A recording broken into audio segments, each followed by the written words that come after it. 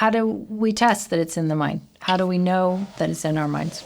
Yeah, so there's a number of studies that we've done where we're testing a number of different things. So first we're testing, are people making distinctions without them being prompted to do so necessarily. Second, we're assessing whether or not when they make distinctions, are they making distinctions of this structure of identity other, right? And again, without them knowing that they're doing it, without being prompted to pay attention to those structures, are they naturally, cognitively building distinctions with these structures? Okay, so let's give an example. Yeah. So one of the things that we did was called, it's the world famous dog tree burger study. Yes. Basically, there was an image of a dog and a tree and a burger. A hamburger. Yeah, a cheeseburger.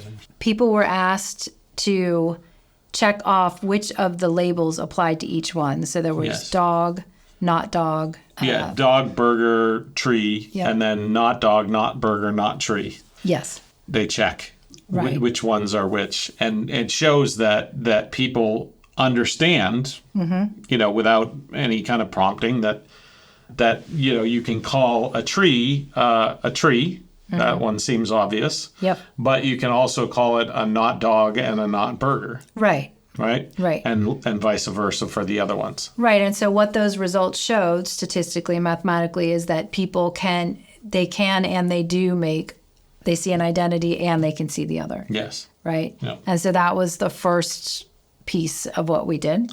Yeah, and that might seem kind of a little esoteric, but what you have to recognize about these distinctions is the way that we're defining things, what we're defining.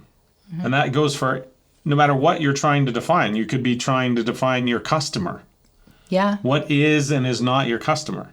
You could be defining your vision. What is and is not your vision. You could be defining a goal, a task. What's involved in the task and what is not involved in the task. That's right. So what sounds somewhat theoretical, like distinctions are made up of identity and other, is really just an overarching universal structure for every single time you define anything and everything. You are performing this cognitive act.